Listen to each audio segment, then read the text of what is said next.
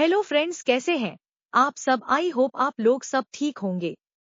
आज मैं एक बहुत ही इंटरेस्टिंग वीडियो स्टोरी लाई हूँ, तो आप लोग इसे जरूर लाइक एंड सब्सक्राइब करें।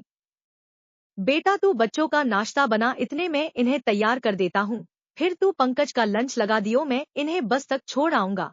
सुरेश जी अपनी बहू दीपा से बोले। नहीं नहीं पापा जी, मैं कर लूंगी, आप बैठिए, मैं बस अभी आपकी चाय बनाती हूँ।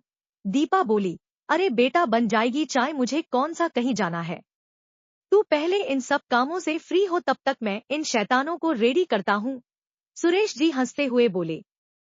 दीपा हैरान परेशान थी, जो पापा जी माँ के रहने पर एक ग्लास पानी खुद नहीं लेते थे, आज उनके जाने के 20 दिन बाद ही उसकी हर काम में मदद कर रहे हैं।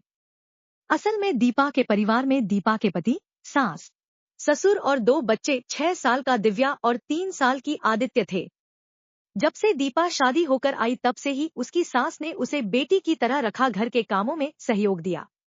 यूं तो दीपा के ससुर सुरेश जी भी बहुत प्यार करते थे उसे, पर उसने कभी अपने ससुर को खुद से कोई काम करते नहीं देखा। अभी 20 दिन पहले दीपा की सास का अचानक हार्ट अटैक रुकने से देहांत हो गया था, तब बच्चों की छुट्टियां थी और दीपा के पति पंकज ने छुट्टी लिया था।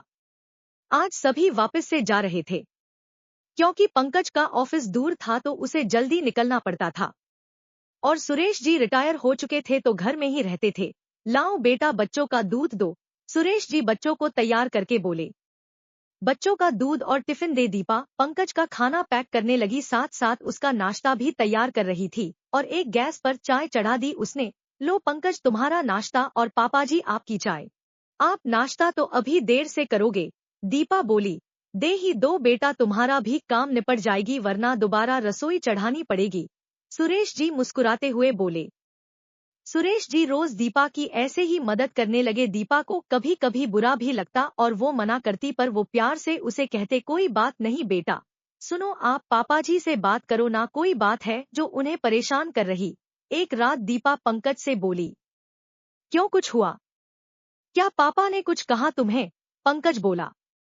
नहीं, पर जो इंसान एक ग्लास पानी भी नहीं लेता था खुद से, वो मेरे साथ इतने काम किए हैं, हो ना हो कुछ तो गड़बड़ है, दीपा बोली।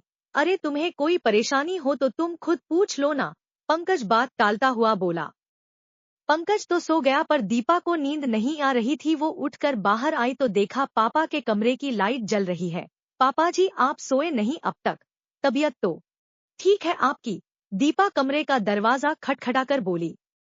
अरे दीपा बेटा अंदर आ जाओ, क्या बात है तुम इस टाइम जाग रही हो, आओ बैठो, सुरेश जी बोले। मुझे नींद नहीं आ रही थी तो सोचा थोड़ा टहल लूं, पर आप क्यों जगे हुए हैं अभी तक, दीपा बोली।